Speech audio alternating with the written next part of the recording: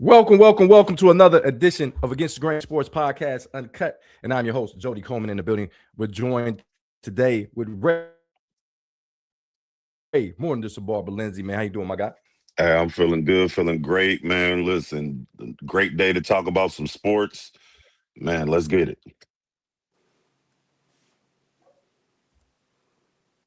No doubt. We also ain't my guy right here, all the way from San Antonio, Texas. I got Soul on Sports, Jarrell, Soul on Sports Glenn, all the way from San Antonio, Texas. Man, how you feeling, my guy? Feeling great, man. How y'all doing this lovely Sunday morning, brothers? Feeling good, man. Yes, sir. How's the weather up there? What y'all looking like up Man, there? it's like the wind. Man, the wind blowing like it's about to blow my damn house down. That's what it sounds like. Like I feel like the three little pigs is outside, man. The wind storming out that bad. You say what? Bro, think that's funny. Yeah, we got my nephew in the building, Donald, the voice of the youth, man. How you doing, young fella? I'm all right. Ready for some football today. Man, no doubt. It's crazy, man, because we had a crazy episode last night. Two games were, monumental games to say the least, man. So we'll get into that, and we'll get into today's games that we had. We had some good college basketball yesterday, man. Kansas got upset by West Virginia. Nebraska stayed undefeated. Indiana had a 16-point lead. Nebraska was able to withstand that onslaught that they faced against Indiana. I mean, just to name a few of the games. But Donald, I gotta ask you before we get started, man. Your boy Peterson, man. I think if you Kansas, would you just say, man, go on, do what you gonna do, because you hurt the team more than you helped the team, even though you score so easy. They can't. Because the people, you know, it's a collective that give them the money, right? So the people who gave them the money want to see them play. So they can't go back and ask those same people for more money for the. So if that player don't play, so therefore he got a commitment to play a certain amount of minutes, and that's all he's going to do. And as long as he play that certain amount of minutes, they have to give him the money. So they kind of in a rock and a hard place. I understand that. What's up, Asia? What's up, sis? It's crazy because when he gets in the game, so you peeped him out, right? The kid, Darren Peterson for Kansas. The guy scores. He scored 23 points, and I don't think he played but 25 minutes in that game. He scored so effortlessly. What do you do if you're if you're the Kansas staff and you know if this guy plays, you have a potential to win a national championship, but when he's not on the court, he messes your team up. What do you think about that, So he's the only good player they have on the roster? Is that what you're saying? To that level. Not that, but he's the best. He's the next. He's an NBA ready player. He's 6'6", 205 pounds. The guy scored 32 points in like 27 minutes, and then he pulls himself out the game. Is he hurt? Quote unquote had leg cramps. I don't know. We don't know. He gonna be a perfect NBA player in this generation. He's already low managing. He ain't got to the league yet. Yeah, he gonna be a superstar. But let me say something else on that. You know, he's from Ohio, right? So I'm familiar with the backstory on it. He's from Ohio. His life has been ran like a business since his sophomore year of high school. He already left Ohio. I think it was like something for $600,000 or $700,000. They couldn't give him the money in Ohio. You know, the kids couldn't get their money in Ohio till the Brown kid just went to court. So he couldn't get the money in Ohio, so they left already, and it's all about the money. So he's really playing the bare. I think he got to play 20 to 25 minutes a game on the agreement to get the money from the deal, and he's really playing the bare minimum. You hear me? Yeah, I can hear you. Good. Okay, and he's really playing the bare minimum of minutes he has to play, so he don't get hurt or anything else after that. Oh, that's crazy. You see right here what I got. I got the Thurgood Marshall. You know how we got down when we coached and went to the state championship. Ray, what do you think about that, man? If you're coaching this ball club, and we know what kind of talent Peterson is. I mean, this guy is probably projected maybe to be the best player in the country, and we got a ton of freshmen and great athletes in the country. What do you think about that if this guy can only play limited amounts of minutes? I mean, it's a catch-22. I get it on the kid aspect and I get it on the coaching aspect. But if I'm the coach, I'm gonna do what's best for my team. And sometimes what's best for the team is sometimes you gotta cut ties with kids that feel like they're above the program. I know a lot of people don't agree with that, but that's just how, as a coach, that's how you gotta look at it. No one's bigger than the program. But as a kid, like Donald said, whose life has been ran as a business, and the NCAA and these colleges are no different. Listen, I'm gonna do what's best for me at the same time. Now, if he's that good, then okay, you get into the league, you can make all the money you want. But guess what? Now with the NIL, you making money. You can you getting what you might get more money in your sophomore and junior year than you'll get your first 3 years as the NBA player or as as a rookie in your rookie deal. So man, I say if you out there and you getting paid, man, play like your life depends on it. No doubt. I like I said, it's a catch-22 situation because the guy, look, when I've seen him play against TCU, and TCU was up by 9 points with like 2 minutes to go in the game, he came in the game and brought him right back and then went back and sat down. I'm like, this guy, he has an already NBA body. He's 6'6", 205 pounds. He's already looked like he could be a second or third year in the league. So it's going to be interesting, and we'll talk about that at a later date. We'll talk about this could be one of the great draft classes that we have seen, maybe since 2003.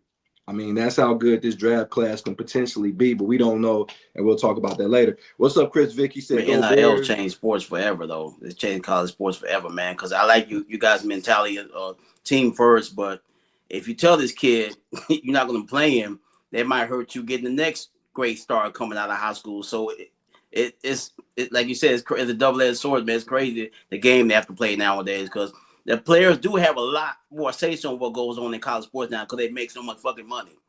Right. It's crazy. They make it more or as much of the head coaches. So yeah, it's crazy. It's crazy.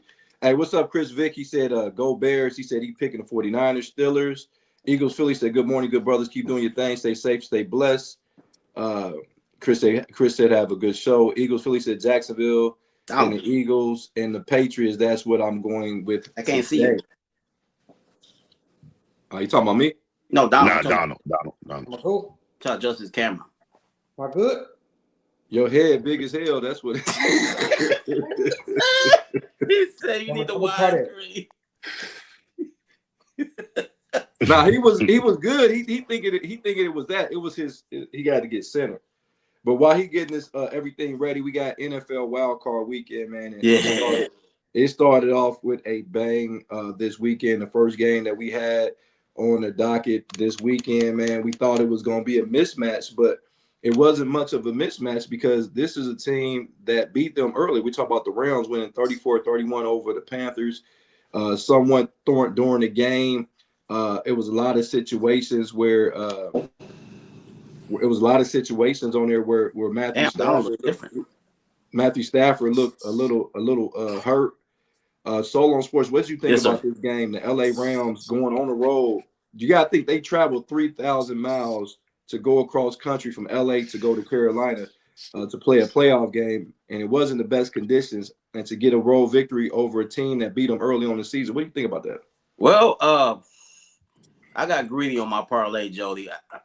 I should have just bet the point spread, but no, I bet that Carolina was going to win the whole damn game. If I just bet the point spread, I'd have won some money. All that being said, great football game. The Rams were scared as shit. They thought they were going to lose to an under 500 team. The Carolina gave them everything they could handle, man. It was a really good football game. The Rams blew a lot of opportunities. Their secondary looks real shaky. I mean, real shaky. I don't know if that's going to be a problem moving forward. But at the end of the football game, Matthew Stafford, this year is probably MVP, showed you what the MVP does in winning time. Got the ball with 2 minutes left in the game, drove down there, ball game. Okay. Ray, what did you think about that in this particular matchup? You had the Rams, who was supposed to be the David, and the Goliath, and the Panthers supposed to be David. What do you think in this matchup? And they got a tough win on the road. I think just because it was on the road, the weather conditions was what it was, but this is what I thought it was going to be. I thought it was going to be a real close game. had a feeling that the Rams would go ahead and win the game just because of the experience. Matthew Stafford did look kind of messed up out there. He was making uncharacteristic plays. The defense let them back in the game. But Matthew Stafford being a vet, Puka Nakua got off because now it's like, okay, y'all gonna hone in on Devontae Adams. All right, let me go ahead and shine. He went out there and killed him. Went over 100 yards on the receiving side, and even got a rushing touchdown. So when you got a team that's resilient like that, who knows how to win, who knows the adversity, they just showed that they wasn't going to just lay down for the young team. Now, on the other end, the Panthers did their thing. Yes, Bryce Young is playing better. He's still not good. He's getting better, and he showed it yesterday. Like, hey, I'm not just a 1 year off. I'm actually getting better time after time, and I want to see how he develops, because after he threw that interception, I was looking like, okay, how's he gonna bounce back? That was gonna tell me everything I needed to know. And he went out there and had a drive, and he drove them down the field. I don't think they necessarily scored then. I think they just got a field goal, but he went downfield and just did what he had to do. So I like that. I like that about the young kid. He has a promising future. Okay. Donald, what did you think about this game right here? The Panthers had a really good chance. They had the ball at the end of the game, but couldn't get it done. A couple mishaps. Midway through the game, I got to thinking, like, this is starting to feel like the Panthers is actually going to win this. After the Panthers, when the guy dropped the punt, and the Rams didn't capitalize off of it, and then Puka Nakua just dropped the ball on a walk-in touchdown. I'm like, hold on, they're going to leave the door open to get the Panthers a chance. But all in all, at the end, Matt Stafford, a real quarterback, done what he had to do at the end of the game, made plays and go down and get it done. Carolina got the ball back, but Bryce Young is better than he was, but not to that level to lead them back down to score again. So yeah, I'm impressed. I'm impressed with Bryce Young. I don't know, but Michael, the people saying, man, what's good, man? You're in the building. Talk to me about this Rams game, 34-31 over the Panthers. I thought it was a very entertaining game. I saw most of the game, and then I missed a part of the game, and then I came back for the rest of the game. But it was very a good game. The Rams established themselves early. The Panthers didn't quit. They got back in the game. Then they took the lead in the game, and it looked like they might be about to close them out. But championship pedigree matters. I talk about this a lot. Knowing how to win and how to close out games, and then not leaving the door open. So veteran teams know you can't leave the door open. And I think Carolina learned that last night, that you can't leave the door open, because if you leave the door open, that man is going to come through that door every time and have your kids wonder, Mama, there go that man again. Man at the door. And so, but in sports, most teams Are you go my daddy? I'm that baby pappy. This nigga. No, I'm your Most mama teams daddy, go- nigga.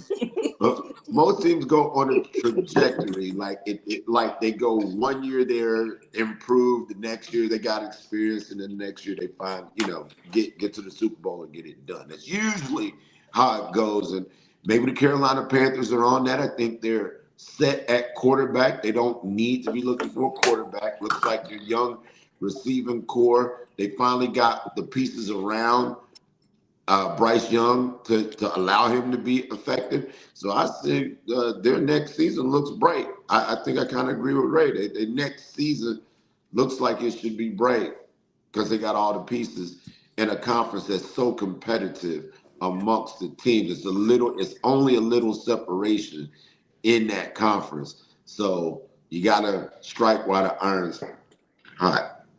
No doubt. I guess if you go 9-8, you are a championship caliber team. But see, it's only because of our competitiveness. If we were like other conferences, all right. You just talked 30 minutes. All right, thank you. Appreciate it. So this is my take on this game, man. The Rams showed with Matthew Stafford what he can do, man. Matthew Stafford is the MVP. Hats off to those guys, but it was so many. Devontae Adams dropped some key passes, uncharacteristic of him. They did not run the ball as well as you probably would have liked them to do. Defensively, they showed a lot of chinks in that armor on that defensive side of the ball that was supposed to be so captivating. Carolina is a team that was not scared of the Rams. That was the key thing. The Rams thought that they were just going to come in there. Yeah, y'all beat us earlier, but this is what we were going to do to you guys. And the Panthers said, no, we're not scared of you. We're not scared of anybody in the NFL. Our quarterback we believe in. They went and put a lot of money on that offensive line, and it paid off because that offensive line blocked pretty well for Bryce Young. And then Coker. Remember I was telling you about the kid Coker, but he didn't play all year. You see what he does and what he brings to that offense when he's in the lineup. But he had been out. And then I remember I told you about Derrick Brown. Derrick Brown coming back in the lineup made it very, very interesting. And then Michael Jackson. I've been raving about Michael Jackson when nobody talking about Michael Jackson. I was talking about Michael Jackson last year. Like, this guy can really play football. You put him on the other side of J.C. Horn. You go get some more free agents. And yeah, the Carolina Panthers, they won't be the Hunter. They'll be the Hunted next year because I think they have that much talent on that team. But nevertheless, they will be at home right there. Asia said solo sports. He said so your mama's daddy, so that makes him the pappy. That's crazy work. But yeah, we had another game that I'm pretty sure Ray's brother was a Bears fan. My brother is a Bears fan. Andrew is a Bears fan. Free is a Bears fan. Chuck and we know a lot of people that are Bears fans that are rejoicing this morning. Solo on sports, man. This game right here. Remember, we was in the group chat, and I said that was the most piss-poor coaching I have seen with 3 minutes to go in the game, and you are throwing the ball 2 times. They only had 1 timeout remaining. That was the most piss-poor clock management I probably have seen. Probably since Deion Sanders left that timeout in his pocket week 1. Why is piss-poor? Piss fucking poor. Our parents have been saying that for all our whole lives, right? They'd be like, that's a piss poor. I'm like, why is piss, like, how did piss get associated with being poor? I just never understood that. I don't know either. I don't know what he means, but I say it all the time too. But so this, yes, sir. They're questioning the coach in Green Bay if he's going to even keep his job now. Talk to me about this game. Bears do what they always do. They don't start playing football till they're down by 2 or more scores every single Sunday. It seems like they do this. Oh, we're down a couple of scores. All right, we'll start playing some football now. It's weird for the Green Bay to dominate that football game the way they did in the first half. Then the second half, they didn't do shit. I think they got 1 touchdown in the fourth quarter. They missed the extra point, which is key to that. Missed the field goal, which is also key to that victory for the Bears. Chicago ran them down like they do everybody else in the league. They did Green Bay the same way just a few weeks ago. Caleb Williams was clutch in the game yesterday. The big fourth down throw was crazy. I don't think too many other quarterbacks in the league can make the throw he did on that 4th and 8, I think it was. But not impressed with what I saw from Green Bay at all in the second half. You got to play 2 halves of football. And Chicago won the game like I expected them to do, and they move on to the next round to play the winner of the Eagles game. I think they played the 49ers game. You did pick them to win the Super Bowl.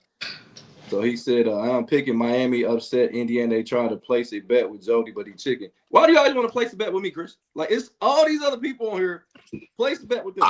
I don't know who that person is, but they got it right. They called you chicken, Jody. Hey, Joe, that's a piss poor effort. Definitely piss poor.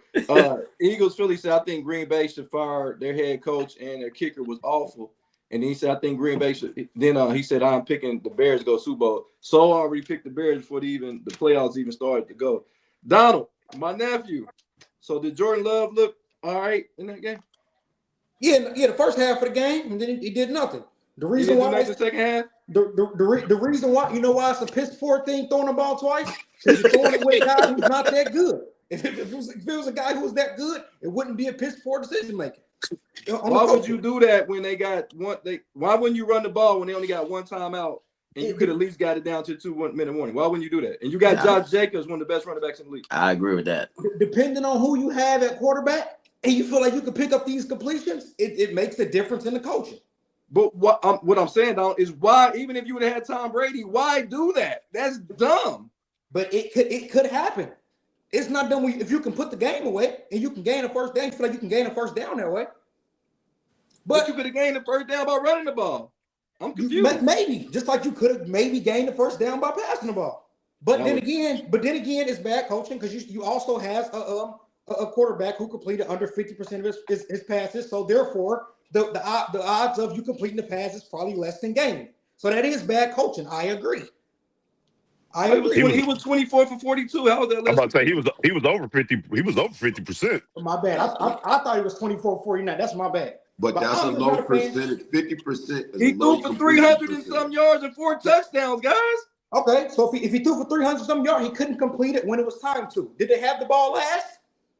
Yeah, they had it last. And where did they go with it? He got him down to the 20. He just he ran out of time. It wasn't that he got stopped. He ran out of time. Well, Matthew Stafford got it done. That's an elite level quarterback. I'm not so you saying they should trade him? Is that what you're saying? No. They can. No, I'm not saying he's bad. He's that bad. I'm just saying he's not in the good. He's cool. It's certain things called like the it factor. Is he a top 10 quarterback in the league right now, Donald? Jordan Love? You better answer this right. No, probably not. Now, I will have to go through because I don't want to just say something that's not educated with nothing factual behind it. I don't want to say it. But listen, it's the certain things called the it factor. Some people have it, some people don't. Like Caleb Williams has more of an it factor. Hold on, stop, Donald. When he couldn't get it done against the 49ers, did he have the it factor? When he had the ball last right there, he just ran out of time, right? It was simmering. But he still has the it factor. When I watch Jordan Love play the game, I don't see the it factor. He's like I'm gonna tell you who's like a Dak Prescott. I feel like he's real good. He just don't have no it factor. Let me ask you this, Donald, because I want to get back to everything we doing. This is what I'm asking you. So did Jordan Love miss the field goal? Did Jordan Love miss the extra point? Did he do that? Was that him? Now, no, he didn't. They should have went for 2. So right, they should have went for 2. I like this young boy. He good. That boy good. Let me ask you this. So now we're going to blame other people when things go wrong, but the quarterback gets all the credit when they win. Goes back to what I said. It doesn't matter if you win or lose because that's not up to you. So winning and losing can't say if you're good or bad. It does matter because, it matters because you look. You a kicker. You got one fucking job to do, but you kick it through the fucking upright. You don't even have to come to practice. Right. So what I always say is, it's not up to you if you lose the game. That doesn't mean you're good or bad. Because it's not your fault you lost the game. Okay. So, Jody, you're saying a field goal kicker can be remote during practice and just kick field goals at home in practice? Hey, so they don't practice with the ain't got to team. come to practice. He ain't got to come to team meetings. He ain't got to come on. He ain't got to do shit. He ain't got to get to practice on time. So let me ask you this: is it Jordan's Love fault they lost the game? Yes. Okay. I think that I would say the defense. No, because he had the ball last. Yeah, but defense didn't stop nobody though, bro. That defense didn't stop nobody the second half. He had the ball last. I think that Donald is the Nick Van Axel of the Coleman family. This guy is either extremely hot or extremely cold. But today you're cooking, young man. And don't let Jody intimidate you. I know that's but don't let him intimidate. Keep doing your thing. You saying Donald shoots his free throws from top of the key. When you said the it factor, that drove me wild. That just drove me wild. Whoa. Hey, you're not about to talk to my nephew like that, man. I got to intervene, man. But Donald, he said that drove me wild. That drove me wild. I was crazy. I was out of my mind. I was out of my mind. Mike, that's a piss poor comment. I'll tell you that. Donald, talk to me about this game.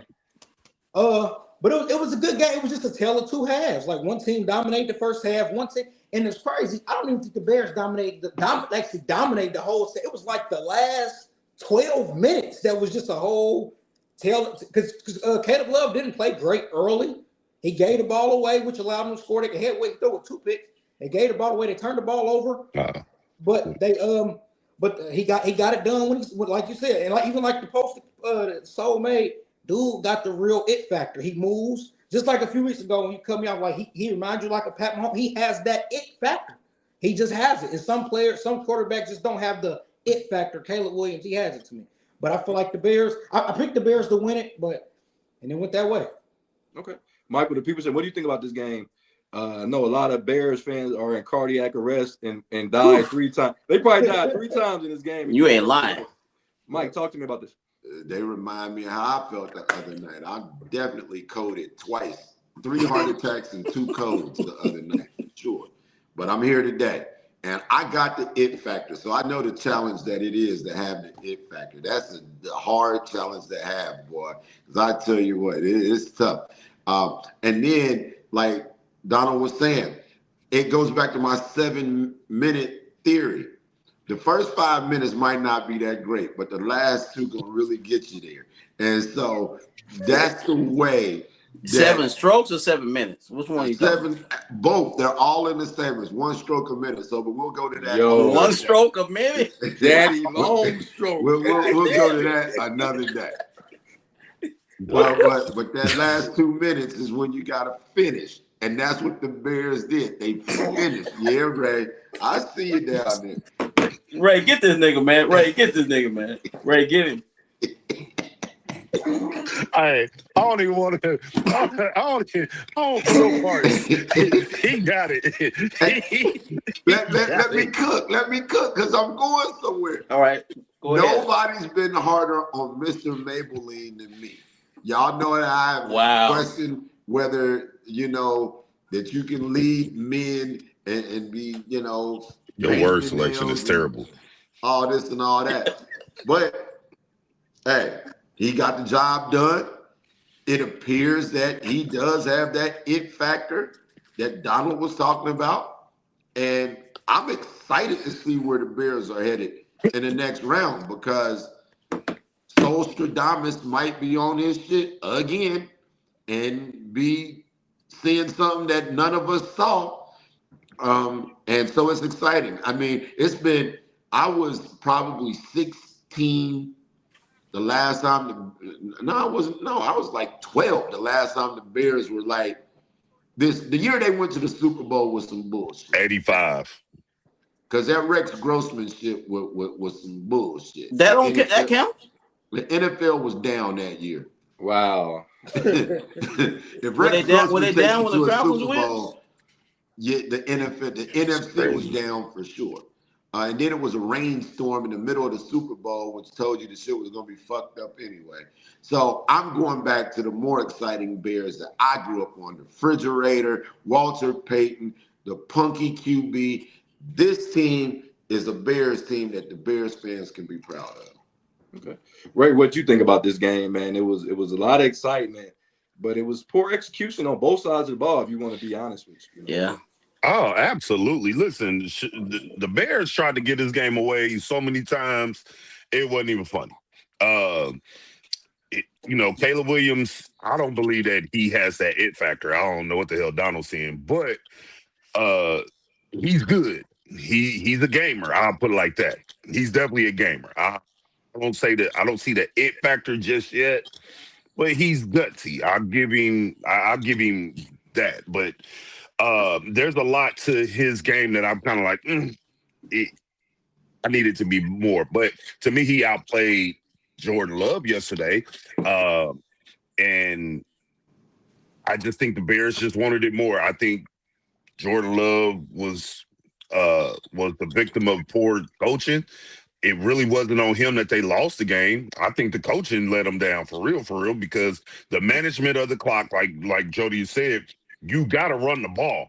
You got to run the ball. You don't leave them that much time and think that everything's going to be all right. They're the Bears. They're not going to be able to move the ball downfield, and they did just that. They marched it downfield. You left them too much time on the clock, and then you do it again when y'all got the ball back. So I don't really like how they finished the game. I think Packers had a very, very, very big chance to win, and they just didn't get it done, and I blame the coach.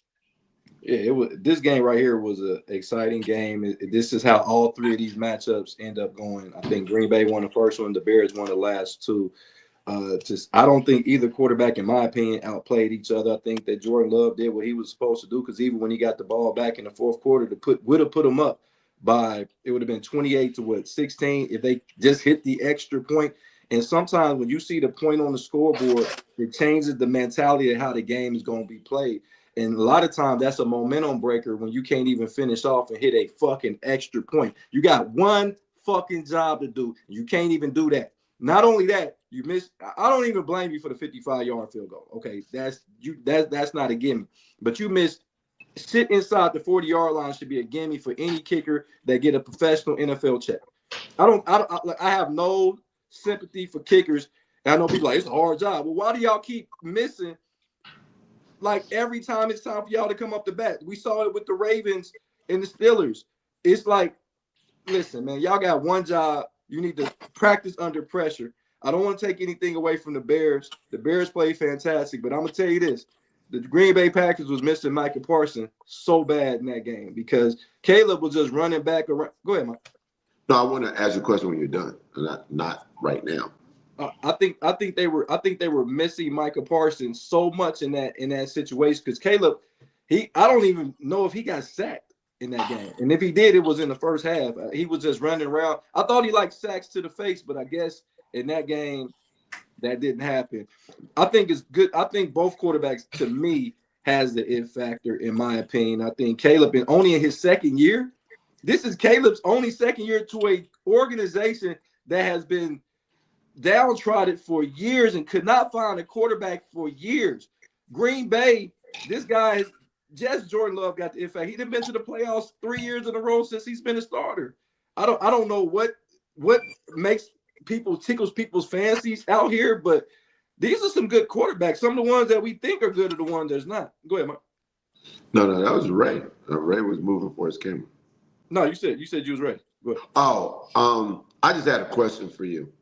What percentage of humans on planet Earth can kick a ball through the uprights? Whoever's in NFL 32 at least. Okay, so we got 32 guys. So, and then you say every other position in the NFL has at least one backup for sure, right? Yeah. So kicking is the highest skilled job you have in the NFL if you look at it that way.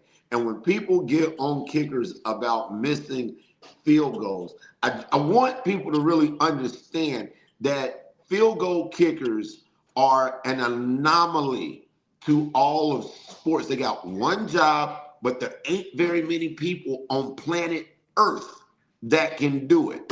So if your kicker misses a field goal, if a kicker misses field goals, it's unfortunate. We don't like it, and you can try to get you another one. But just look what happened in Baltimore. Had they been able to allow that man to enjoy his happy endings on his massages, they probably would be playing right now because finding a new kicker is actually more difficult than finding a quarterback.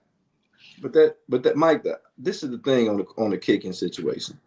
If you we all have jobs, and Ray especially is cutting hair.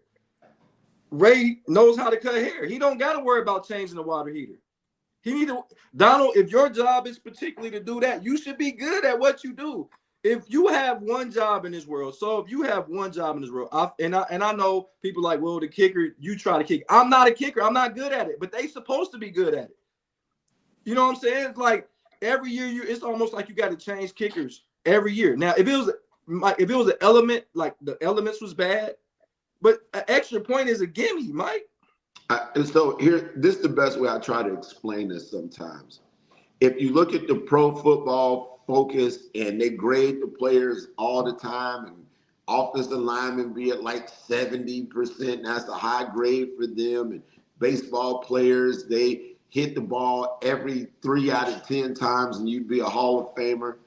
Kickers have to literally operate to keep their job at 85%.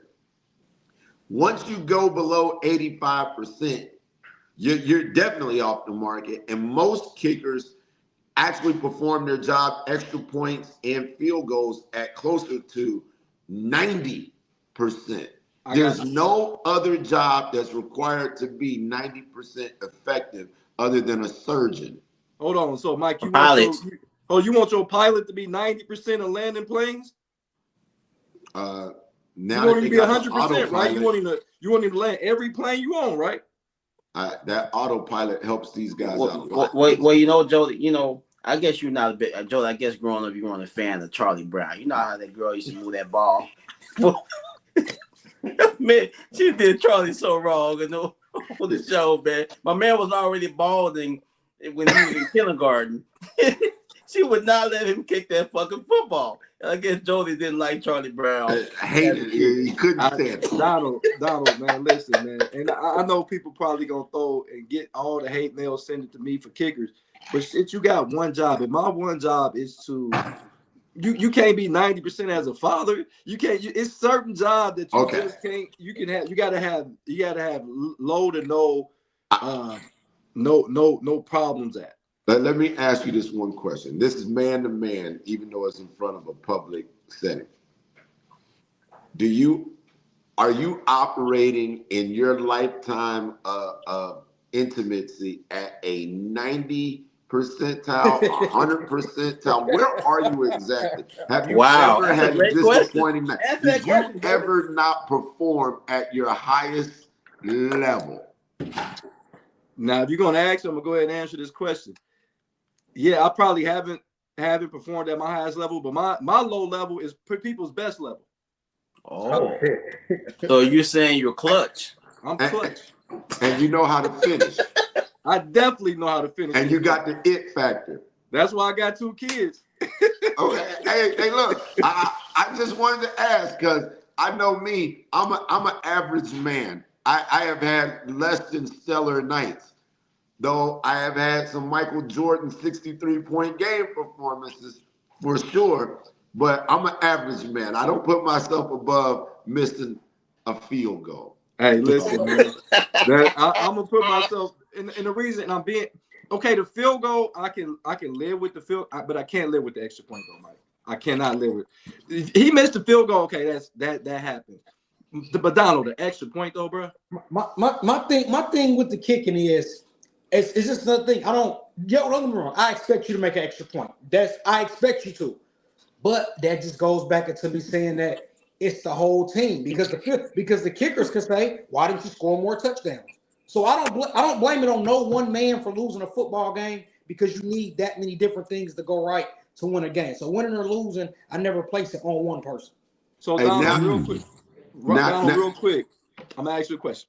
So if we at the house and we at Granny's house, you want a peanut butter and jelly, and they don't have no peanut butter, you just gonna make the jelly sounds? No, I'm not gonna. Me personally, I wouldn't know. Granny would probably make it for me. Yeah, she'll probably make it for you. But the point I'm trying to make is, if you score a touchdown, you said they didn't score more. They did score a touchdown. You didn't do your part, and all you have to do is put the cherry on top of the cake. No, I understand. He didn't do his part. But I don't blame the loss on him because defense should have got another stop or so. I just don't believe in blaming one guy for a loss in a football game. I like a good jelly sandwich. I don't know so they too young for jelly sandwiches. I love me a jelly sandwich. But I do got a question for Ray because Ray wasn't on. I heard you. Yeah, I know you heard me, but I gotta have your input on this. You didn't ask the panel. You just go. Have you ever missed a layup? Yes, I've missed terms a little bit. I missed a bunch of layups. I've not operated at 99%, but I'm gonna have to agree with Jody. I'm with Jody. My low nights is somebody's best. I guarantee you. But sometimes that hot pocket is extra hot. You know, when that hot pocket is extra hot. Yo, you know what I'm saying? I'm trying. Sometimes, Mike, tell him. Hey, look. Sometimes the elements impact things. Sometimes you put $3 on pump 2. You might just go Daryl Armstrong in the dunk contest. We just did the layup. Pump 2, please. We just did a layup. Hey, y'all, wow. Hey, but I know how to finish too. We got a 1:00 game, guys, right here, and we got the Bills against the Jaguars. Stupid. If you let Soul tell it, if the Jacksonville Jaguars, who should be the favorite because they're at home, they should be the favorite. I don't know who the favorite in this game. Soul is predicting that McDermott won't have a job if he can't win this game, which I don't agree with. But So talk to me about this game, man. Bills, Jacks. It's crazy about this football game. I can see the Bills get embarrassed in this football game. One shot, the Jaguars playing some really good football lately, and the Bills defense is very shaky. And I can also see if the Bills win this game going to the Super Bowl. Because I think this would be their toughest challenge. If they can get by the Jaguars, I think all the other teams, I think they could run through New England. I think they could beat Denver, who was in the playoffs. I think they could beat those teams. But for some reason, the Jaguars and Buffalo, I think it's a bad matchup for Buffalo. On the road in Jacksonville, I got a feeling this might get ugly. But I think the Bills keep it close. But I think the Jaguars find a way to win this football game by at least one touchdown. No doubt. Chris Vick said he's going with Jacksonville. I'm about to go to Ray on this one. The only thing I would say is, so I agree with what you said. I just don't think that the Bills have a Super Bowl roster. But that's another thing. Yeah, the defense definitely. Ray, what do you think about this game, Bills and Jags? I think the Bills is I think they limped their way into the daggone playoffs, first of all. I know they 12-5, but the way they were playing wasn't really good, and that goes back to that championship roster. It's just too much surrounding them, and they need Allen and Cook to do everything for them. So if you can minimize and you can contain them two, you can. They're beatable, very beatable. I think Jacksonville, with this being a home game, I think they had the slight advantage. It'll be a close game, but what Jacksonville cannot do is they cannot leave time on the clock if the game is close at the end, because we've seen Josh Allen come back and do his thing, march downfield, make miraculous plays, look like a white Michael Vick mixed with Ben Roethlisberger. Like, we see him make magic, and he finds some peanut butter to put on that peanut butter and jelly sandwich somehow, some way. He goes to the store, he goes and gets it. So I just hope they don't leave enough. I hope they don't leave enough on the clock, man, because he will make them pay if they give him too much time on the clock. But I got the Jags. You got the Jags. Michael, the people sent, man, what do you think the Bills and Jags? This is big for the Bills because there's no Patrick Mahomes. There's no Lamar Jackson. There's no Joe Burrow. You're the best quarterback in the AFC. You should be. What happens, Mike? Man, I love that assist because you just, threw me a lob, because that is exactly what I was about to say. This is the Bills' window. This is it. If they can't get to the Super Bowl this year, then there's no evidence. And y'all hear me say this all the time. If I don't have evidence of you being able to do something, I'm not going to say that you can do it until I see it and know it to be true. This is the Bills' opportunity to get to the Super Bowl. Josh Allen is the most experienced quarterback at this level out of this group that's in the playoffs. He's got sunshine. Aaron Rodgers. You know, I'm talking. Yeah. But he ain't in his prime, though. Aaron Rodgers not in his prime. I'm in my second prime right now. And I don't know if that they're going to win that game, but what I'm basically saying is this is Josh Allen's time. If he doesn't make it now, when can you count on Joe Burrow not getting back on track? When can you count on Jody's stepson not getting back on track? When can you count on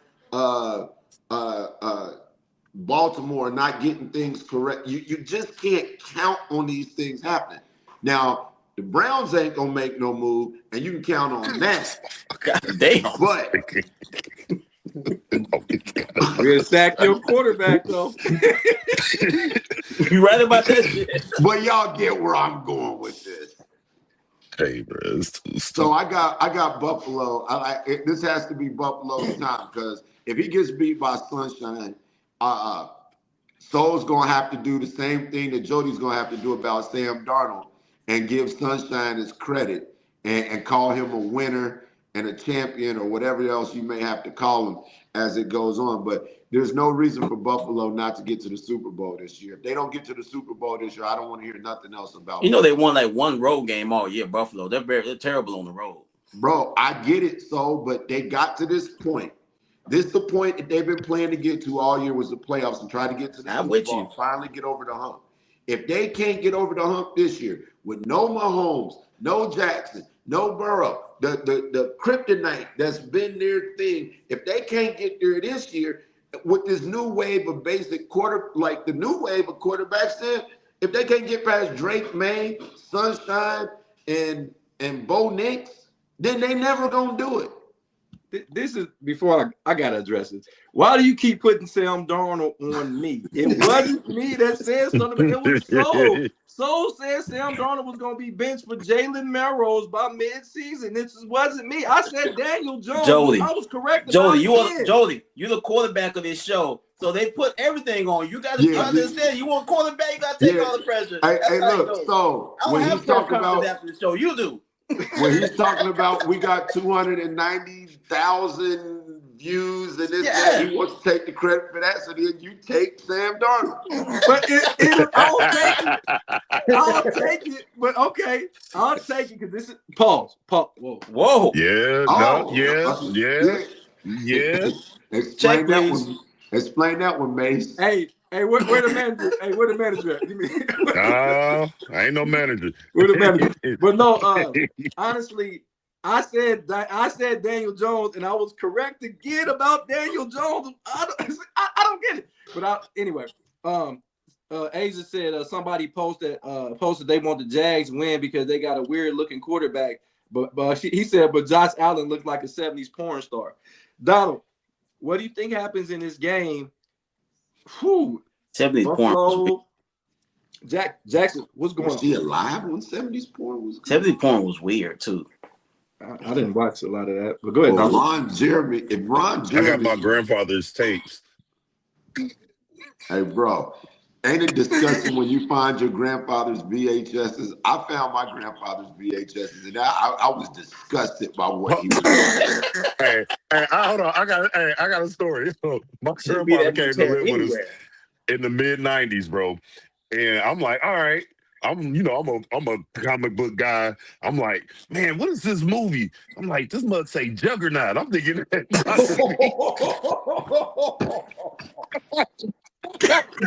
I'm thinking of some X-Men stuff. I'm with them up. Yo, the VCR like, hey man, this ain't no got no mutants on here. You Ray say, what's without the hair? What the fuck going on? Hey, yo, that's hilarious. The Juggernaut. Ray saw them aliens out there. Oh shoot! Oh god! Hey, that's funny as heck. What do you think about that with Bills and Jags? My whole take. That's what I was going. If they don't, the only person I feel like has more or equal it factor as Josh Allen is the dude that's been beating him, and he's not there. In my personal opinion, I think Josh Allen probably has the most it factor in the league. Period. Him, Patrick Mahomes, he's just having that. So I feel like it's time to basically get it done. Unless, and now if the defense goes out and give up 40 or something, but even if Jacksonville scores 31 or less, I feel like Josh Allen got to get it done. Because I honestly feel like he's that good. So who's their best wide receiver, Donald? Who's the Bills' best wide receiver? I mean, the nigga they drafted don't even play. That guy with my last name better in basketball. Stephon Diggs. Is that nigga playing? He's somebody else. So, but no, he don't have a roster. But like I said, the quarterback get all the praise and all the falls. So I do believe if Jacksonville scores 30 or less, I believe the Bills, Josh Allen still got to get it done. But I honestly believe the Bills will win today. And it may not even be because of Allen. I just don't think that Sunshine will play that good. He may, but I just, feel like Sunshine won't play that good. But I'm going to take the Bills. Man, I'm going to be real with you guys, man. This scenario right here, when it's crazy. You think that you have something like, so you think that you have an all-pro at a position, so you don't go draft, you don't do nothing. So what the struggle been with the Buffalo Bills is they supposed to have an all-pro at left tackle in Deion Dawkins, And he's getting basically making a Pro Bowl off of reputation because he's been getting beat. They've been needing the help. You don't think if you got an all-pro left tackle that you got to consistently help him. If you got to consistently help a left tackle or a right tackle, then that takes away from one of the guys that's going to be out in the pattern because normally it's going to be a running back or a tight end that has to help. Because that means that's one less weapon for a weaponless Buffalo Bills wide receiver corps. So now you don't have the tight end Kincaid or Knox to get out there and get open because they got to stay back and chip where you thought that you had it solidified at the left tackle position.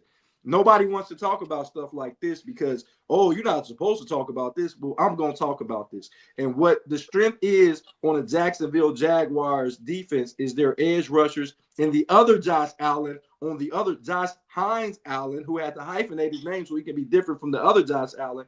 And Walker, the guy that was a first-round pick a couple of years ago. Those are the guys that's going to cause havoc. And I think that's the reason why the Jacksonville Jaguars win this game is because they're going to be able to put unbelievable pressure on Josh Allen. Now, Josh Allen is going to make magic. That's what he does week in and week out because he has to. He reminds me of the 1980s John Elway. When John Elway was taking those Denver Bronco teams to the Super Bowl where they would go to the Super Bowl and get their ass whooped because he was carrying a roster that did not have any significant pieces till he got Terrell Davis, Shannon Sharp, and Rod Smith and Ed McCaffrey. So in this game, I hate to say it, I don't think McDermott should get fired if he loses this game because he just doesn't have a championship roster. I don't care if Patrick Mahomes is not there, Lamar Jackson, Joe Burrow is not there, Shedeur Sanders ain't there. I said anyway. So I didn't catch that, but anyway, Shedeur will be going to the playoffs next year. I will say that, but there's no. The what? The NFL playoffs? Yeah. Playoffs. Do they have a play-in tournament in the NFL we don't know about? Yeah, I'm telling you. Watch what I'm saying. I hope you're right, brother. I hope you're right.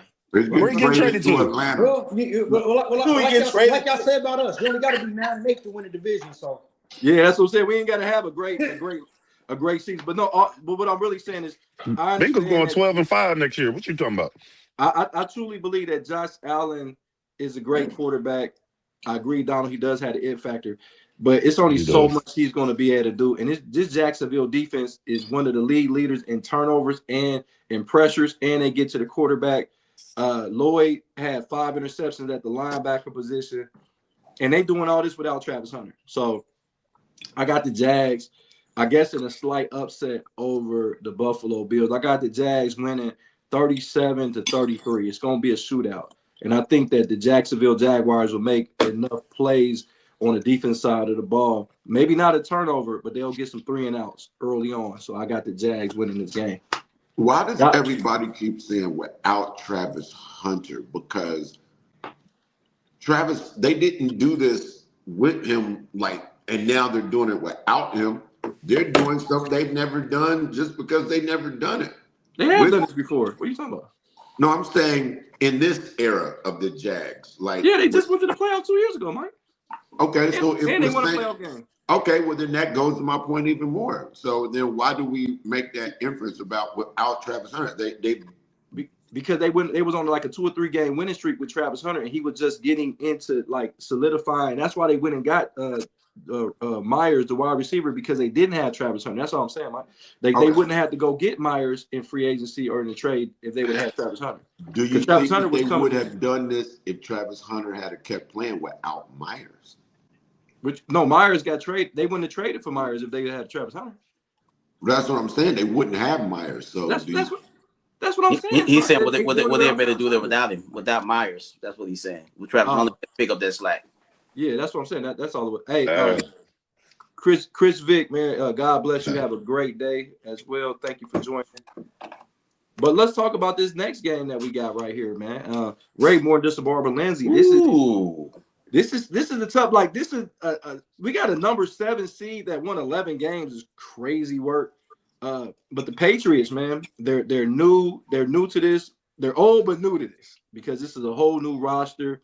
The Chargers, man, I think they got healthy at the right time. I think Hampton is back at the running back position. They rested Khalil Mack. He's ready to go. Derwin James is ready to go. But the Patriots, man, talk to me, bro. Hey, I really like what the Patriots has done. I think Mike Vrabel should be right up there considered. If he's not, he should be right up there for Coach of the Year, man, because he took this team and he just built upon it. But Drake May is to me he should be the daggone he should be MVP. I know everybody's talking about Matthew Stafford and everything, but what this young man has done this year. 31 touchdowns, 8 interceptions, throwing for 43, close to 4,400 yards so far. This kid has been nothing but amazing. And I know I messed up thinking that Stephon Diggs was with the Bills, but yeah, Stephon Diggs, is he playing today or is he choking somebody out? Travion Henderson balling. I think the Patriots is gonna go ahead and win this game, but I like what the Chargers have done this year. But if they can go on ahead and put a helmet on Justin Herbert's left hand, I think it's gonna be some trouble. Yeah, but I'm taking the Patriots in this. Okay, Mike, who you got in this game? Chargers or Patriots? Well, I knew it wasn't going to take long when we started talking about the Patriots for the Mike Vrabel and the Henderson and all this to come up, because I know that this kind of show we run. But what I will say, I'm going to say something nice. I actually agree. I've been telling you guys all year long that I thought that Vrabel probably after game 9 or 10 should probably be Coach of the Year, because none of us saw the Patriots taking this kind of leap. I mean, I felt like they would be better with him because I do believe him as a culture guy. Like, as a culture guy, I do believe in Vrabel. And actually, Vrabel's one of my favorite Buckeyes, to be God's honest truth. And he just gets it. And then what we've seen out of them, Drake May taking the leap that I wasn't sure that he could take. I don't like his throwing motion, but hey, it's working. They got the choke artist there now. He's doing his thing. He's choking bitches out at a high level. And so, if you got all this going on, then, at some you point. Seen that lady he accused of choking? Have you seen her? Yeah. No, she fired him up. So at some point, my eyes have to believe what they see, and it's the right time to believe in the Patriots. There is no evidence that the Fighting Hardballs will be able to beat the Patriots. I'm rolling with the Patriots. I like what I see in them in every phase, and I know that Vrabel will have them prepared to play, and they will play physical, and I believe in that. Okay. Donald, what do you think about this, man? The Chargers and Patriots. Not all the way sold. The Patriots are good, but I'm not all the way sold on them. I'm personally leaning towards. I'm going to take the Chargers. Harbaugh can coach some football. Whatever it is, he cheats. The NFL's greatest are built off cheating. So I'm gonna throw all that out the window. So, but I think the Chargers go in to Foxborough and get a win in there. Okay. So what do you think about this matchup? I agree with Donald. I'm gonna go Chargers as well. Patriots have a really great record. They've had some good football this year, but they've also benefit from playing the last place schedule. People don't want to talk about that. They didn't play anybody this year, but it is what it is. You are what your record is. They got a home game. They got a 2 seed, but I just don't think they have enough experience to get this done. But I like what the Chargers are doing. I like their running game. I like their defense. I think they're going to put a lot of pressure on Drake May, and they're going to choke out Stephon Diggs. So I got the Chargers in that running game.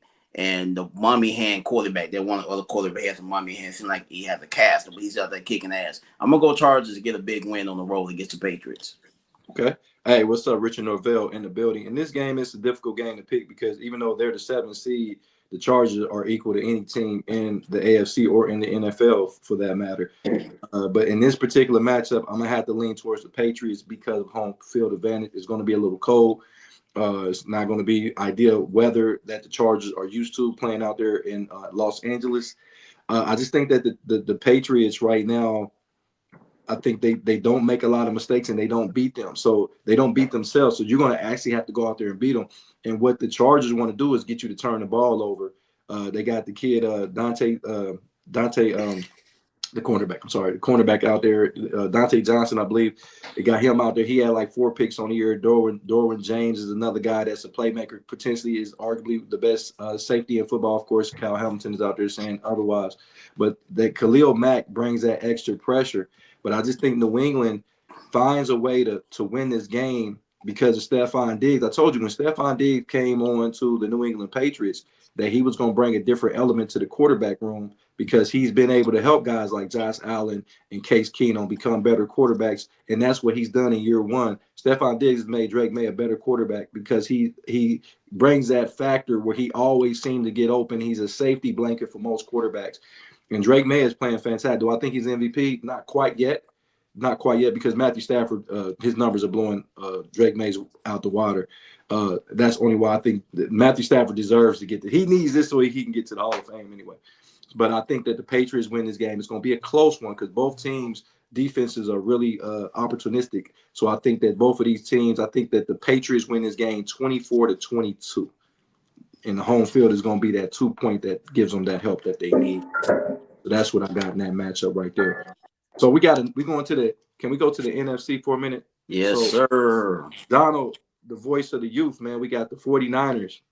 And it's kind of like the 49ers are kind of limping into the playoffs. And I mean that literally and figuratively. They have so many injuries across the board. But the Eagles, everybody said the Eagles had a bad year, but they went 11-5, 11-6, 12-5. They went 11-6, right?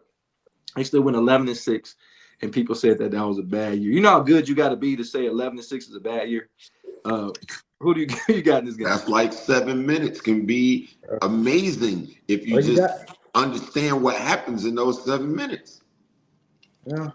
You got 3 bad teams in your division, so you should get about 5 or 6 wins. Oh my goodness, this again. But no, no, I had to mess with stuff. But no, the Eagles, I think they had a bad year just off of everything people know what's going on.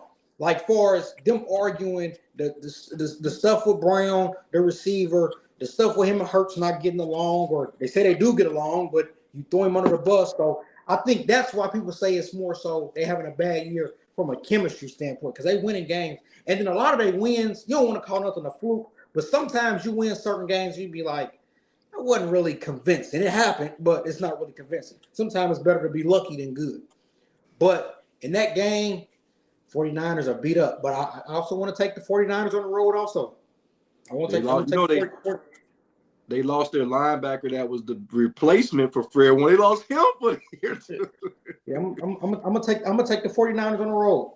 49ers on the road. Hey, what's up, Paul, with the extra point? He said, I agree with Stafford. JC said, great show, fella. Keep growing. Hey, yo, hold on, wait. Hit the gap. Oh, you know we love you, man, but you keep growing.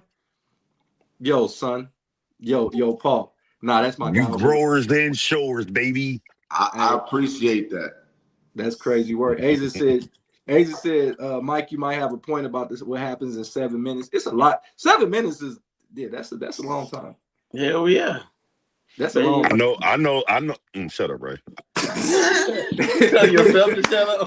Hey, why did Ray talk your shit? Hey, don't hold back. Talk your shit. Hey, why did Paul say keep growing the show? Damn it! No. Next time somebody complain about next time a woman complain about 7 minutes, tell her to do what you're doing for 7 minutes. I bet she fall. That's where I was. Oh, that's right, Donald. I just when I say stuff, sometimes I be getting phone calls and text messages like, "What do you mean by that?" Hey. Also, Ray, if when a woman complains about 7 minutes, tell them to go run on a treadmill for 7 minutes, then come talk to me. Bro, see, I'm so glad to see this show is coming over to my side finally. And we're all admitting that them 7 minutes, boy. Woo! Hey, tell them to get on top for 7 minutes. Hell no, that ain't gonna happen. That's gonna be about 3.5 reverse cowgirl for 7 minutes. Hey, they're Mike, not gonna make it the whole 7. I can assure you of that. Hey, Mike, where the Rocket knees at? Where y'all Megan knees at? Anyway, and don't be like, why you stop? I was almost there. That was good for me. Yeah, I ain't never seen him sweat that hard. Anyway, so You sitting there like this afterwards, like, So talk to me about this game right here, man. Well, I'm gonna go on the Eagles at home. I think this playoff time now, all the other shit that happened in the regular season don't matter at this point. They are defending champs. 49ers gonna try to get some get back from a few years ago when they knocked every quarterback they had out of the football game. And CMC had to play quarterback. I don't think that's gonna happen today. They're gonna show that defense that the Eagles have. They have an outstanding defense, and I think they're gonna make Brock Purdy look average like I think he already is. And 49ers have been winning these games with smoke and mirrors on defense. They got a lot of hurt players. And I look for Saquon Barkley that had maybe his best game of the season. I can see him having 2 touchdowns, maybe 150 yards rushing today. So I'm going to Eagles. Not only that, I think Saquon's going to have more rushing yards than a quarterback has passing yards today. But they still win the football game. I got Eagles winning today. Let me hey, ask you so can I ask you disrespectful. a question? So can I Yes, sir. What does a quarterback have to do to not be average? And we should ask Donald that. No, I'm asking you. I'm asking you. I just think Brock Purdy is an average quarterback. I've seen players in that same system do the exact same thing, and I just think he's one of those other quarterbacks that get lucky enough to get in that system. That's all. I don't think he's that great. I'm not impressed with what I see by him. That's BS. Average is not bad. Now if we were saying he was like a Geno Smith, I ain't say he was a shitty quarterback. I just think he's a little overrated. When I talked about Geno Smith, I got hate mail. He garbage. That's bad. Now Agree. I say a lot of people are just cool. That's what I think I need to put together. Tiers of quarterbacks. Who's in what tier and label. Yeah, I would love to see that because y'all. It's like if everybody is not fucking Peyton Manning or Tom Brady, they trash. I don't know what. I never said he was trash. I say he's slightly overrated. Okay. I mean, look at the other quarterback. The other quarterback that was starting when he was hurt this year, he was playing well. As Mac Jones is playing good football. I mean, this same offense took Jimmy G to the Super Bowl a few years ago. But Jimmy G was nice. Jimmy G's good. Is he really? They won the NFC Championship game with 10 passing attempts. I mean, come on, bro. All right, so here's the thing. Here's the thing, and this is what I'm gonna say, and this is where I think people get misconstrued. Everybody wants talent. Arm talent, leg talent, all this exciting shit to play the position of quarterback. You know what I want? I want anticipation, especially in the red zone. I want a quarterback that throws a completable ball. I don't care if you got the biggest arm in the world and you can throw it 100 miles an hour. I need you to throw catchable footballs. I want that arm angles to change and you make dynamic throws when you have to change the arm angle that's accurate so a guy can catch it. Joe Montana, in the era that he played in, guys can catch it. In the era that he played in the you era gotta that make Joe the balls Montana played in, you had what's called in Denver, you had Marino, you had all these strong arm quarterbacks, but he was winning Super Bowls because he completed most of his passes. That's what I'm looking for. Hey, Asia said, ain't no dude lasting 7 minutes with a woman riding. That's a different. We'll talk about that. And then Paul said, Jody said, well, what she's working with, she might be right. Don't look down. Don't look down. This is the thing. I'm about to get with Ray on this one, but this is the thing about the quarterback thing. I just want a quarterback that can win games. I want a quarterback that when he steps on the field, I believe we can win with him at the quarterback. I don't give a fuck what his stat line is. It's great that he does provide stats, but I want a quarterback because we can say wins or losses don't mean shit, but if that's the case, there's a lot of quarterbacks that play really well and got tons of stats but couldn't win games. I want the ability that we walk on the field that you trust enough in that quarterback under center that we can win that game. That's what I look at the quarterback. But Ray, like Troy Aikman. Yeah, I mean, if Oh, Troy Lord, Aikman's gonna say that if guy. Troy Aikman gonna listen, if Troy Aikman gonna win, is he gonna be one of the best all time? No, but if he can win games for me, yes. No, Troy Aikman Listen, is one of the best of all time. listen. I like winning. Look. I take winning over any stat y'all can throw at me. And I love stats and numbers, but I take winning over all of that. Ray, what do you think about this game? I'm gonna take the 49ers, man. The 49ers have done the unthinkable against all odds, man. They still find a way to win. And I don't know what the hell Soul's talking about. Brock Purdy is him. He's him. And he gonna go out there, he gonna hit him with the white man Dougie. You know, that's a little bit above All off average for a white beat. for a white guy. You know, I give his Dougie a little bit of right at average or slightly above average. He look like But Andrew, no, don't he? He look like Andrew now I think about it. he just slightly look like Andrew. But no, man, listen, man, Brock Purdy is him. And every time somebody try to say that he ain't, he go out there, he showed them that he is. So I'm never doubting Brock Purdy, man, especially for what he's done, being Mr. Irrelevant and going out there and has done nothing but win games for his team. So I'm taking the 49ers. I think they go into Philadelphia and they get a dub. They come out of there with a dub. Okay. Michael, the people saying, what do you think about this matchup, right? He's so purdy, but I don't think that the Niners are going to win.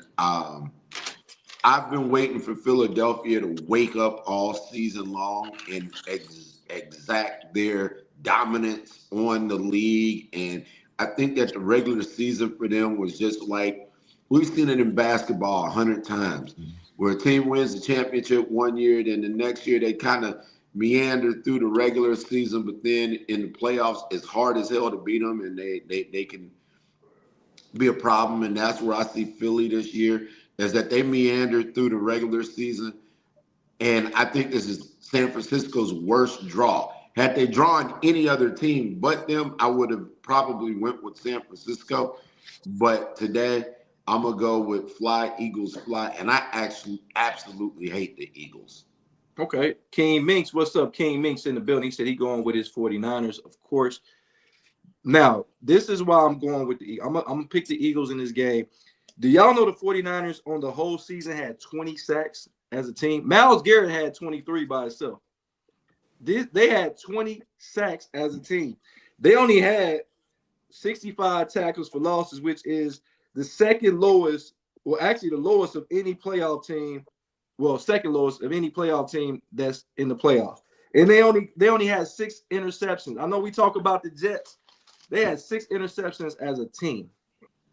With that being said, all those numbers, I just think that the Philadelphia Eagles are not going to beat themselves. They're going to play. They don't give a shit. They don't give a shit if Jalen Hurts has 86 yards passing. They'll let AJ Brown complain, but they're going to win the game. Saquon Barkley is going to take the bulk of the assignment, and then Bigsby he's going to get in there. He's going to jump in there. I just don't think the 49ers can get pressure with just their front four. That's always a problem with any team where you got to blitz a team to get pressure on a quarterback. Not to mention you talking about a mobile quarterback in Jalen Hurts that's just not going to sit back there like a statue. That's what brings the problem out there. And not to mention you're going to miss your first round pick. You're going to miss Nick Bosa. You're going to miss Fred Warner. At some point, when you lose all pro players and guys that could be Pro Bowl players, at some point you start missing those guys on your roster. And that's just on the defense side of the ball. Offensively, the way that Jordan Davis and Jalen Carter are playing at the defensive tackle position, both of those guys could potentially be all pros. I don't think they got named to the all pro teams, but I think that's how they're playing. And then you bring back a veteran in Brandon Graham. You got Nolan Smith. You got guys in the secondary, Najee, and you got Mitchell in the secondary that can cause problems. The Eagles don't look great the regular season, but the 49ers bust stop here. I thought that they had a chance. I love Brock Purdy. I'm a big Brock Purdy fan. I've been a Brock Purdy fan since day one. But this game, the Eagles just going to have too much for them. And that's because the 49er defense is just not going to cause enough problems and make the Eagle offense uncomfortable enough to win this game. So I got the Eagles in this game. Is Brock Purdy top 10? Like I said, we had to dissect the quarterbacks, and that'll be a show. I would say just off top, maybe yes, but I don't want to be blasphemous. Like Donald said, we want to, on Against Grain Sports, we got to actually find out where he's ranked at. I don't just like saying, oh, he's top 10, and we don't have any thing to go behind. I got a better question. Go ahead. Jody, can your eyes ever tell you what you see? It doesn't have to be about numbers. This is where the Colemans go left. Y'all want to have these numbers and numerics and all this stuff. If the girl's a size 6 and she's got nice hips and all that, and she's fine, but she got a big keloid in the middle of her face, then those numbers ain't gonna mean nothing because the eye test ain't gonna pan out. And well, if you turn around, you don't have to look about what you see. So is Brock Purdy top 10 for you off of what you see, not the goddamn numbers? It ain't about the numbers. You got to look at the quarterbacks he's up against. You can't just put somebody in the top 10 I'm not putting him over Jalen Hurts. I'm not putting him over Joe Burrow. I'm not putting him over Lamar Jackson. I'm not putting him over Patrick Mahomes. I'm putting him over Josh Allen. I mean, to be honest, is he better? I would take him over Dak Prescott, even though I think Dak Prescott is good. But I'm not saying Dak Prescott's bad. I wouldn't take him over Jordan Love. I think Jordan Love is that good. Y'all don't. I mean, Ray agrees with me. I think Jordan Love is that good. I'm not putting him over Justin Herbert, but I'm putting Brock Purdy over Jordan Love. He's done way more winning. He's done way more winning than him. He's been a starter longer than him too. I know, but in a short period of time, in a little short time, if we did 3 years to 3 years, matter of fact, the nigga's been in the league about the same amount of time. He just Jordan Love more. He didn't become a starter immediately. Remember, he was sat behind Aaron Rodgers. Do we agree that a bad organization can ruin a quarterback? Absolutely. But they both play for good organizations, so we can't say that. We can't say that. Listen, Green Bay is a legendary organization. San Fran is a legendary organization. And guess what? Brock Purdy he's gotten to the Super Bowl and the NFC Championship in his first 2 years. Jordan Love ain't did that. Let me ask you this. 3 years starting. Come on, man. Who's been to the playoffs and had a more recent playoff win between Brock Purdy and Jordan Love? Jordan Love. Okay.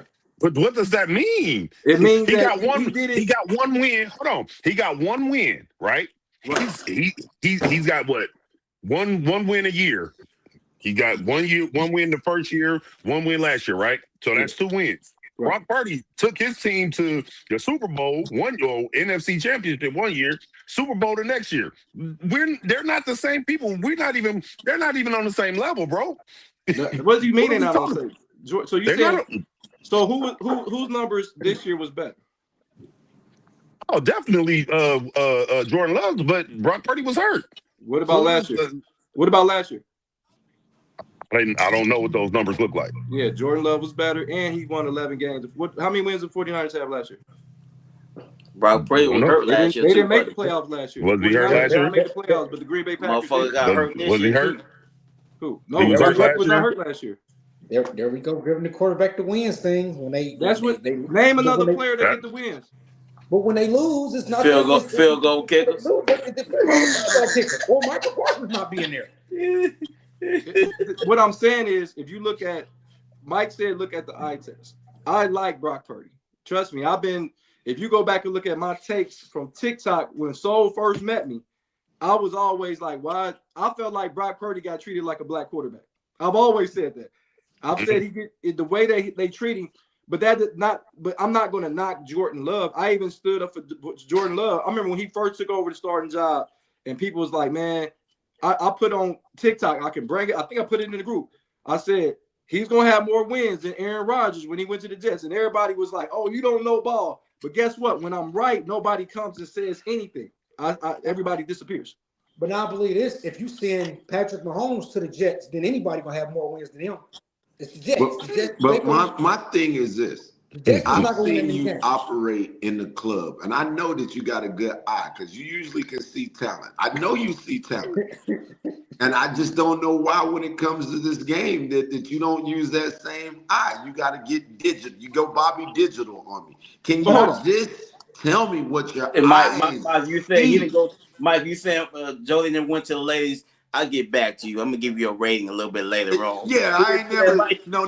He lost it. Jody got a Terminator eye. He can tell you if she got a pimple on her He's got backside in the that. He's left got that cheek. Forrest Whitaker eye. Yeah, he's Bumpy Johnson. Like, And I do think Y'all need to think stop. Jordan Love and Brock Purdy about the same level. I do.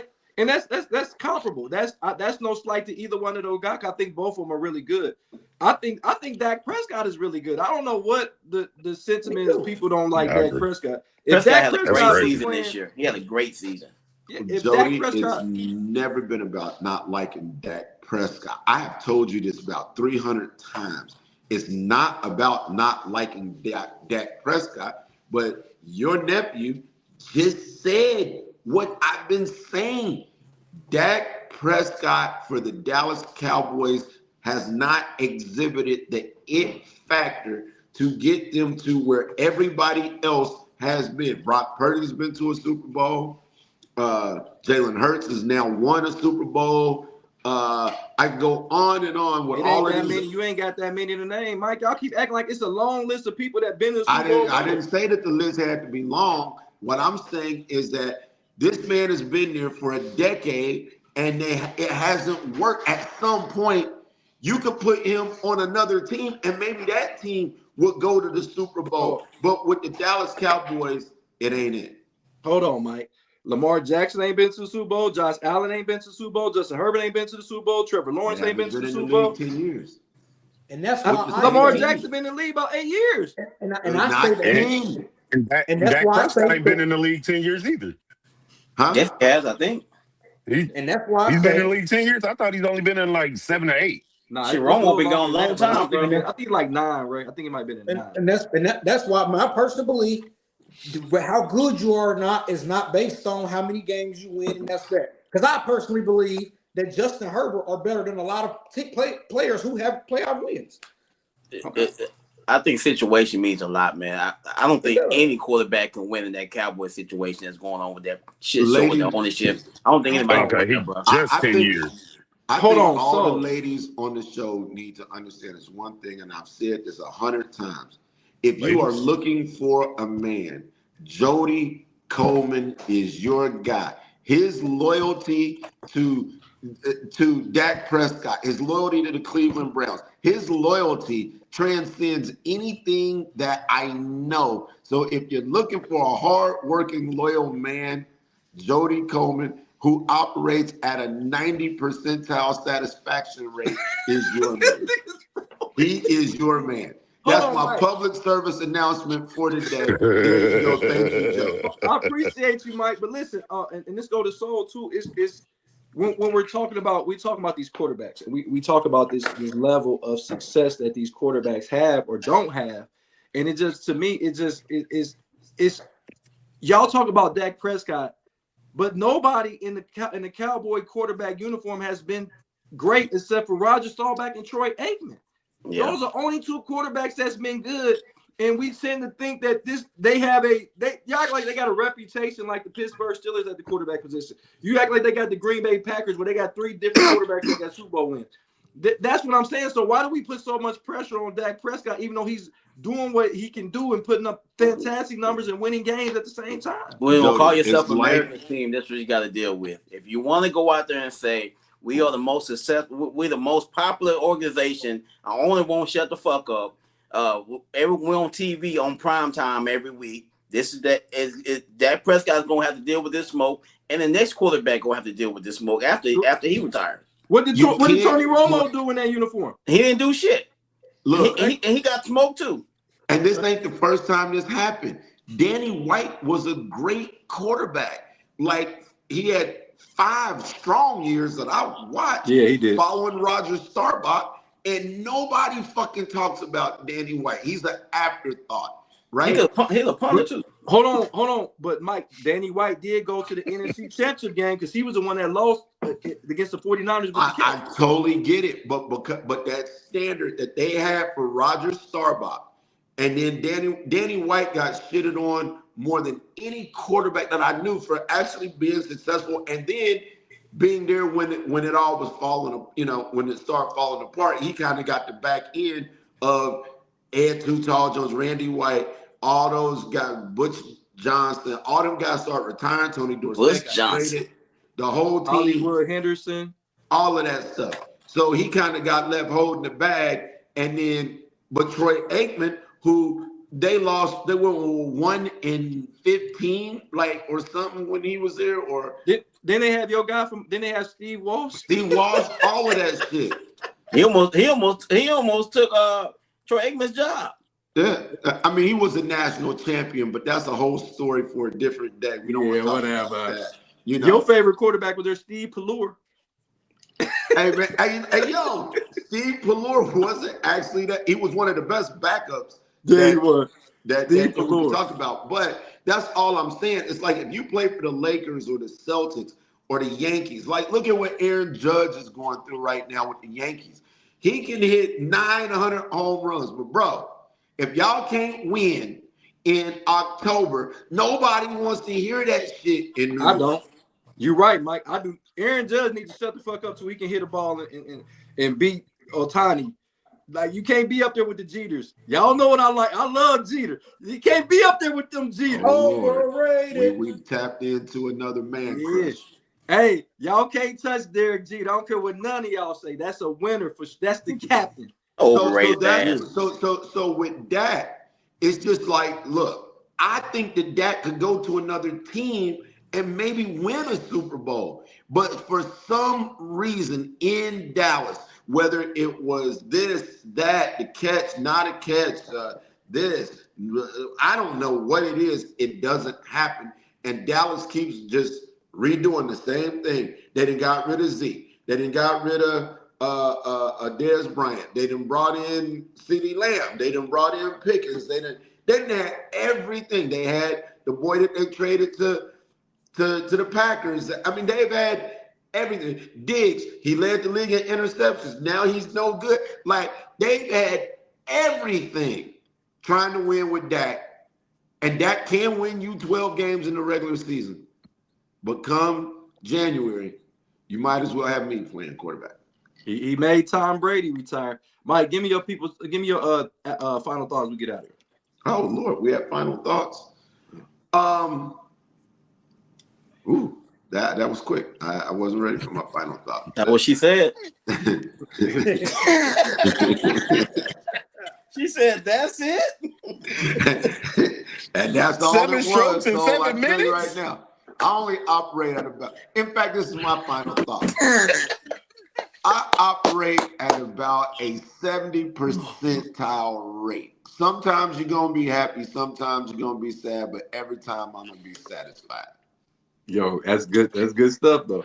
Hey, Donald, give me your final thoughts. We get out of here, Donald.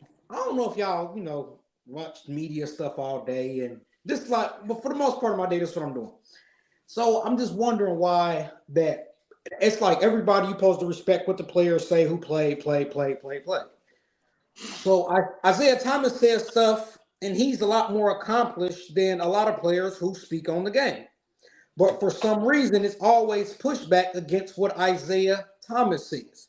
When his word, in my opinion, should be respected more than a lot of players who speak. So my final thought is I just want to get the Isaiah Thomas hate train away, and we have to respect this guy more because his thoughts matter, and they always give him pushback, and that's just my final thought. Can we do that as a topic? I think that's because he's talking about Michael Jordan. I know exactly what it is. I just want to make sure. I want to make sure we're seeing things out of eye. But what I will say about Isaiah, if you go look up the factual things that he's saying, he don't be telling no lies. This is the thing. If he was talking about anybody but Michael Jordan, he would be a national treasure. Trust and believe. That man is obsessed. Mariah Carey made a song about him. Why are you so obsessed with me? This Is man, he lying? And is it called obsession when people speak Yeah, it is. good about it? Nobody said. because Donald, because here's something I'm gonna give you just this little nugget because it was your final take. It wasn't a topic, but I will say this: it's amazing to me how in 1990 was it? No, it was 90, 89 and 90. The Pistons won the championship, right? Cool. Back Was to that back. Was that the years they won, Jody? Or was Yeah, it back to 90 back. and It 91? was 88, 89. It was 88, 89. 89 and 90. They won back to Bulls won back. They went to 91. the final 3 years in a row. Right. It was They went 88 and 89. The Lakers won in 90. They was trying to go back to back, and the Bulls stopped them from winning in No, 91. the Lakers didn't win in 90. The Lakers' last championship They was didn't? 87. yeah. So it was Pistons they and went Bulls. to the final 3 times in a row. They lost to the Lakers, then they beat the Lakers, then they beat the Portland Trailblazers. Then the Bulls start winning. Go ahead. Okay. And it's amazing to me how because the NBA season ends in June and starts in September, October, right? Yeah. The Pistons went from being world champions to the oldest team ever documented in the world of sports in a matter of 5 months. That's crazy. Right?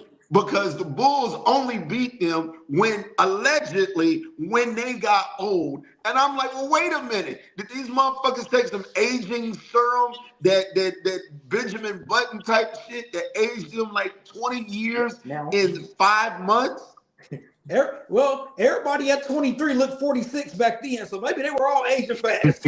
Well, if you would stop using that Beijing, you would look older too. But hold on, I'm fine. Tell them damn cigarettes they're smoking.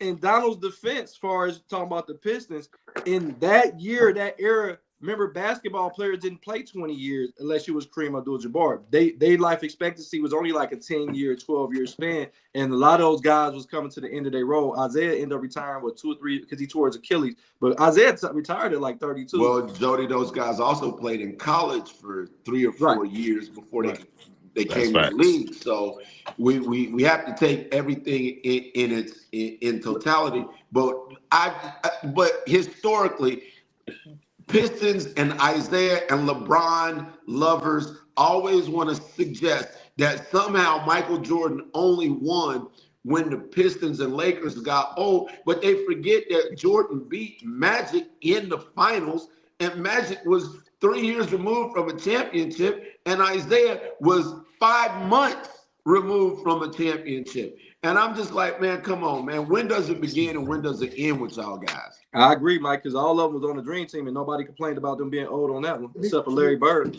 Because it's the same thing. And the only thing, he was having back problems.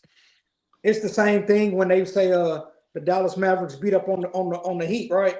And then they be like, damn, they just swept Kobe. Now Kobe was old, but he won a championship last year. It happens like that. Yeah, I've never heard that argument. I did. I heard that. You're from a different generation, so I'm not saying it didn't happen, but I know that Detroit Pistons argument, it's crazy to me. Yeah, Mike, you're absolutely right about that. Soul on Sports, man. Talk to me about your final thought. Final thought, man. NFL. Well, Jody, you speak all the time about we need more black ownership in the league. We also need more. Sounds crazy. We don't have this. We need more color in color commentating in the NFL. We don't have that. We got Tony Romo, Chris Collinsworth, Greg Olson, Troy Aikman. These guys do an outstanding job. But why we don't have more brothers doing this? I don't understand that. I think we need to look into this and do a show on this because right now, I think those guys are great, but we need more color in color commentating moving forward in the NFL. Go ahead, Doc. My personal, just on Soul's take, my personal opinion is that the NFL values their game going forward, and like in the NBA, they have a lot of color commentary, and all the older guys talk down on the game that's on the field. And I don't think the NFL wants that. It knows how to protect it because it's like when certain people of color get older, they become jealous of the next and they don't pay it forward. So I believe that's the reason. You saying old black that men as are a haters? topic. Is that what Nah. you saying, A Dom? lot of times, Yes. I don't know a lot of about Yeah, that. we need that as a topic because I ain't buying that one. I ain't gonna go too far into it. But that's what, and that's just my personal opinion. Could be wrong. That's my personal opinion. Okay. Real quick, Richard Novell says Scotty got stronger mentally, and it was his defense that helped beat Magic and the Lakers. Talking about Scottie Pippen. Why do we keep thinking that Michael Jordan couldn't check that's Magic? that's why I just dropped my head like. The I reason get what why he's saying because he did help. He did help. He did get stronger, but he was still checking out of games. We forget all the times he checked out of games mentally and physically. Scottie Pippen, everybody want to give him the praise, but don't nobody want to talk about when this nigga was. When I got he had a migraine. headache. The I got nigga checked out of the migraines. game 7 with a headache. Yeah, that's crazy. Well, I like I mean, Scottie Pippen. I think Scottie Pippen was an ultimate complimentary player, but I think he gets put up on his pedestal like he's on the same level as Mike is blasphemous. Not even That's close. Crazy. But we'll That's talk crazy. about that. We Ray definitely got to Burgess, talk Barbara about that Lynch. one. You talking about Yo. a fucking Batman? Yo, Robin. so It's a couple players on their team that said he was actually better, but they depend on Mike. You Nah, got they this is know a Mike. hey, Mike hold them the on. niggas Now that they hate. them the niggas that don't like Mike. They Hey, mad at Mike. Mike slapped You the shit out got of to him and cracked the understand that problem. this young man Still didn't is like a him either. Duke. This young man is a Duke guy, and he wants anything humanly possible for Grant Hill to be mentioned in the same realm as the Tar Heel greats. And so Zion, just wait a mute minute. him, Ray. You mute me, mute him, so we can end this goddamn show. I Oh, just go like ahead. fact. I'm about to get my take. So Go ahead, hold Ray. on, I got y'all. Go ahead, Ray. So my final take is this: my disdain for this man has grown to an all-time high. First it was Stephen A. Smith, but my really have gotten a really bad taste in my mouth. Paul Feinbaum is probably one of the worst ESPN analysts that I've ever seen in my god daggone life. And now he made a bold statement at the beginning of the year talking about that it was going to be a SEC team in the national championship. And he said if it wasn't so, he was going to move out the country. Well, Paul, I got your bags packed. And it's time for you to go because I could care less about you being here in the States.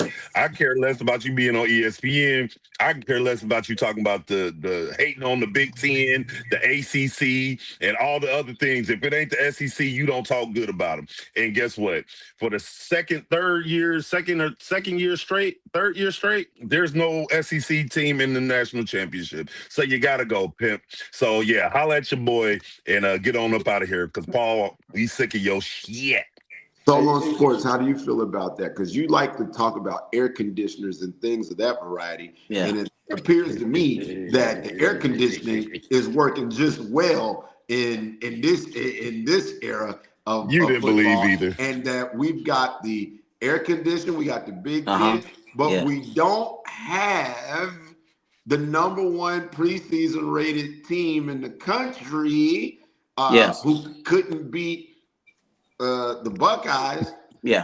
So I just want to know how you feel about Yeah. Paul Feinbaum. I don't care about the conference thing. I can give a fuck about the other teams in the SEC. All I care about is the Longhorns. I wouldn't be on here talking shit. Oh, Alabama's in the championship. Fuck Alabama and all those other teams in the SEC. I want my team to win. I don't give a fuck about other teams in the conference. I mean, Paul Feinbaum, that's his name, right? He's just a SEC guy.